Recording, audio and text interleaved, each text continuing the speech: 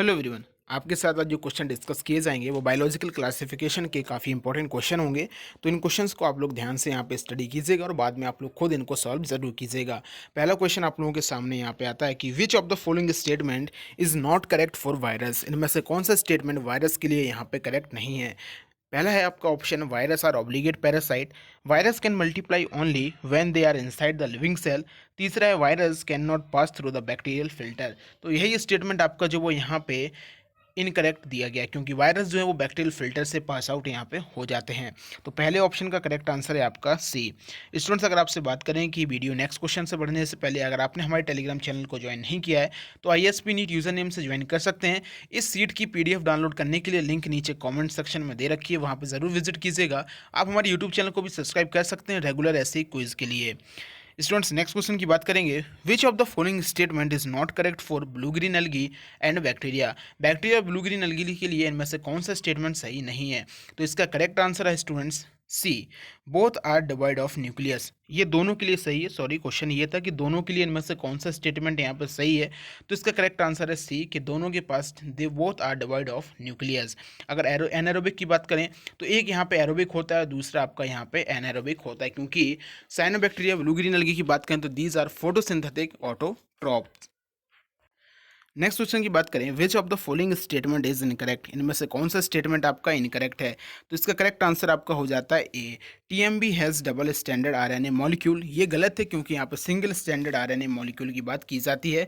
Most of the plant virus have RNA virus, ये भी सही है।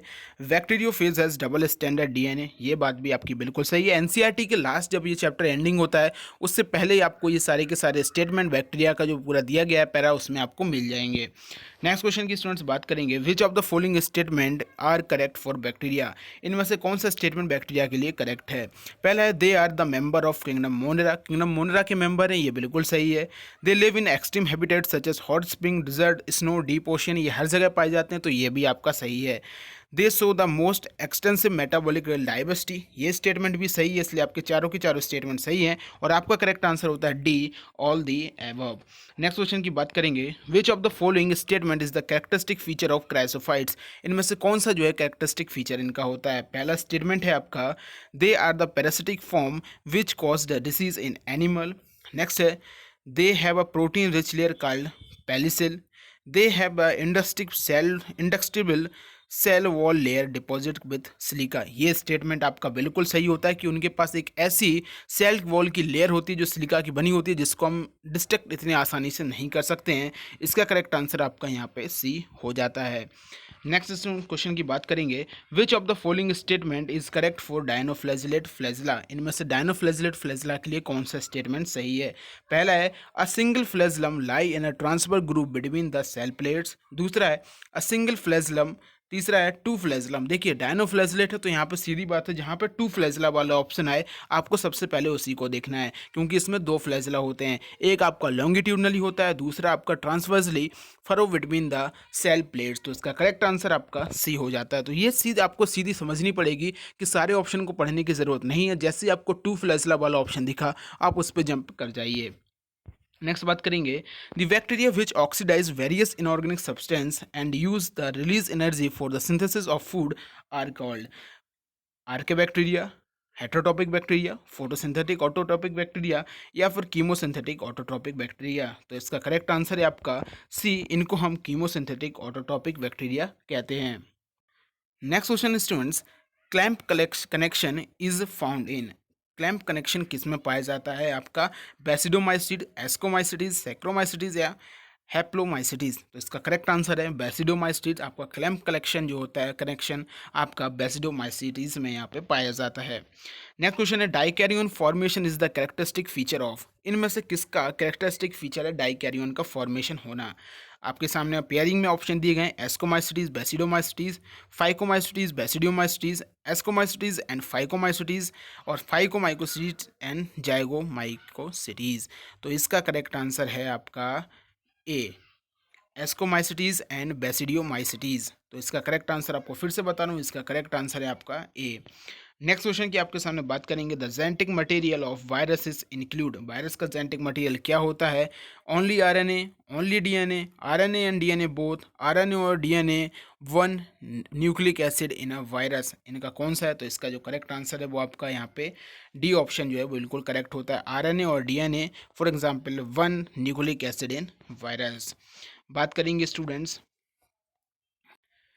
विच of the following pair come under the group chrysophytes, तो इसका है क्राइसोफाइट्स के अंदर कौन सा जो है वो इनमें से आता है?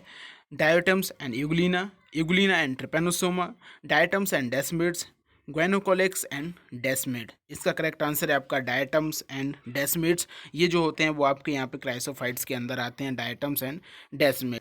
नेक्स्ट क्वेश्चन की बात करेंगे, which of the following pigment is present in cyanobacteria, इनमें से कौन सा पिगमेंट है जो आपका साइनोबैक्टीरिया में प्रेजेंट रहता है? Chlorophyll A, B, C and D. तो क्लोरोफिल ए एक ऐसा पिगमेंट है जो आपका प्रेजेंट रहता है साइनोबैक्टीरिया में, तो इसका करेक्ट आंसर हो जाता है ए।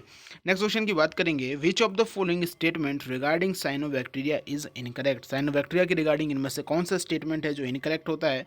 It is also called blue green algae, they are chemosynthetic autotroph, it form a bloom in a polluted water body, it is unicellular, colonial, filamentous, marine and terrestrial bacteria.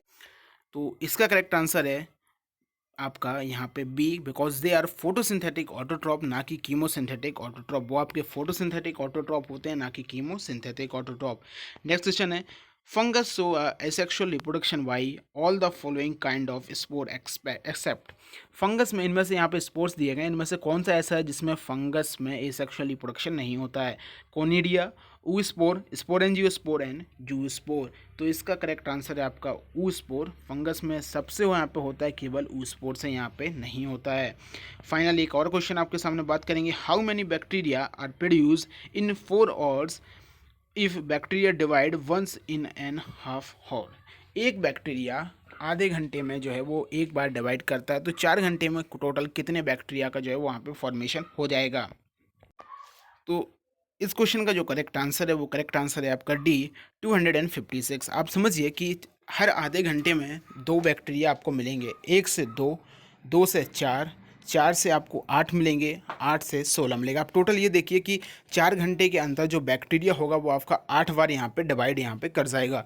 तो 2 से आपको 4 मिलेंगे, 4 से 8, 8 से 16, 16 से 32, 32 से 64, 128 और 256 आपको यहाँ पे 256 आपको टोटल यहाँ पे डिवीज़न के बाद आपको मिल जाएंगे। तो ये कुछ क्वेश्चन थे, आई होप आपको क्वेश्चन समझ में आए होंगे, और इसके बाद कोई भी डाउट हो तो आप लोग कमेंट ज़रूर कीजिएगा। Thank you.